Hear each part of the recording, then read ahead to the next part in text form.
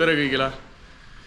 Et nüüd täna me paigaldame siis ühe elektrisüsteemi komplekti, milleks on siis M-komplekt. Läheb see paika siis sellisele autole ja läheb paika siis siia seina peale. Et laadsin ka kõik laiali siia laua peale. Kõik komponendid, mis siia süsteemi siis lähevad. Nagu ikka, siis meil on akud, inverter, sõiduaeg laadimise seadmed, erinevad kaablid. Et põhimõtteliselt need samad komplektid on ka meie e-poes müügil ja need tulevad siis kõik sarnaselt. Kõik kaablid on juba mõõdetud. Kriipkotikestes on eelpakendatud siis asjad, mis selle paigaldamiseks vaja läheb. Nii ja siis paigaldamise osas, et esimese asjana ma hakkangi neid seadmeid siis siia seinale paika panema. Vaatame, kuidas asjad ära mahuvad. Rain hakkab tegelema siis selle sõiduaeg laadimise poolega, et saaks ühendab sinna esimese aku peale kaablid, et saaks siis selle Orioni seadme paika. Ja siis läheme juba paigaldusega edasi.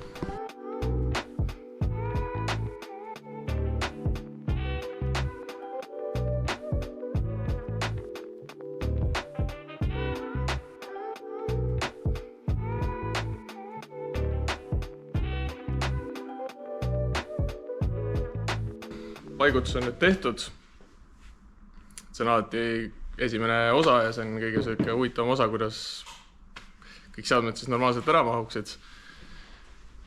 Midagi sellist võiks ta välja nüüd lõpuks ka näha. Suures plaanis neid asukohti rohkem ei muuda. Nüüd kindlasti oleksin võib-olla saanud ka kuidagi kompaktsemalt, aga kuna me tahtsime just seda siis seda hoida, et kõik oleks vastu seina võimalikult, siis pidi neid natuke laiali laotama. Et siis praegu selles projektis sai see nii tehtud. Järgmiste sammudena mul on see, et ma teen ära massiühenduse. Siit siis selle linksi alt kuskile siia panen selle tekitan massiühenduse, et siis saab kogu selle akupanga autokerega kokku panna ja siis juba laotan siia laiali, paigaldan siis mõned nipuka-alused ja tekitan siis nii-öelda kaabliteed, et saaks siit tagant ilusti siis asjad jooksu panna ja pärast need kaablid jäävad siis ilusti viisakalt ka.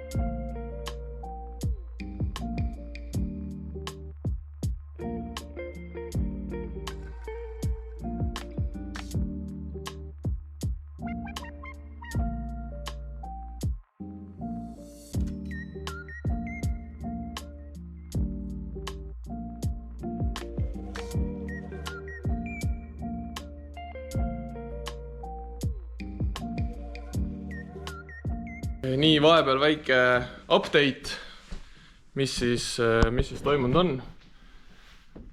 Kõik asjad on seinas. Panin ära ka nipuka-alused, mida ma olen siin kasutanud juba, et seda kaablid enam-vähem paigas, et mul oleks kõik kaablid ühe õige pikkusega, kui ma neid paika panen.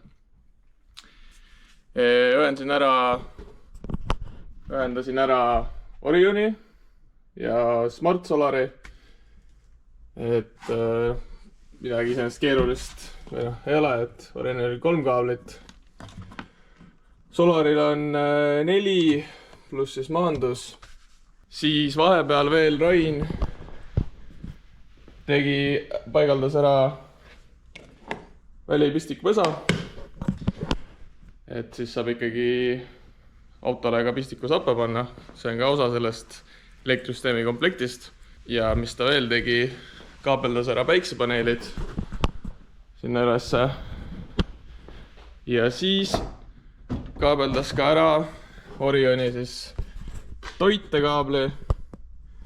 Et see jookseb siit, kuskilt siit tagant ja mööda siis seina äärt jookseb kilbini, et pärast klient ehitab sinna niikuinii mööblid asjad ette, et see kaabel jääb peitud, me ei hakanud seda seintida ära peitma, et see oli kõik kooskõlastatud. Ühesõnaga järgmisteks sammudeks mul on ühendada ära inverter koos siis selle kilbiga ja siis juba 12 voldi tarbimised valmis teha ja viimase asjana siis ma tegelen akudega.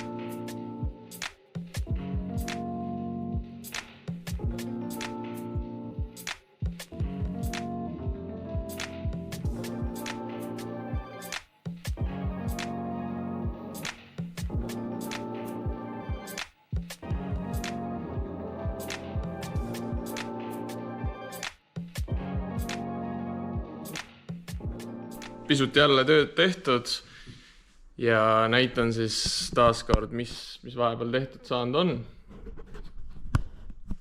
Et ühendasin ära siis multiplussi. Tegin valmis ka siis kohe sellele kilbi. Samuti ühendasin ära ka 12 voldi kilbi, vähemalt siis toited. Siis siin on ka battery protect. Ja Links Powerin on ka sisuliselt koos. Pisut toimetamist oli. Nüüd järgmise sammuna ja ühtlasi ka viimase sammuna on mul vaja panna paika siis akud. Et tulevad need, siis nagu ma ennem rääkisin, tulevad need siia. Ja akudele üldjuhul olen ma teinud, me teeme tavaliselt siis, kasutame alumiinium L-rauda. Siia akud ette tuleb terves pikkuses tükk akude taha ja siis külgedele. Ja siia ma puurin augud ja lasen selle siis siia kasti küll kinni. Siis on see põhimõtteliselt fikseeritud. Ja siis on meil siin rihmad. Et mõlemale, tähendab iga aku saab siis ühe rihma ka. Mis iganes hüppamiste vastat siis hüppama hakata, lihtsalt need L-rauad hoiavad teda juba päris hästi kinni. Ja lihtsalt siis rihm on veel lisaks. Ja kui akud on paigas, siis on jäänud veel akud kokku ühendada ja tulla siis siit akude pealt šunti plussiga pealülitisse ning siis juba siia ära ühendada ja põhimõtteliselt ongi siis juba süsteem ka koos.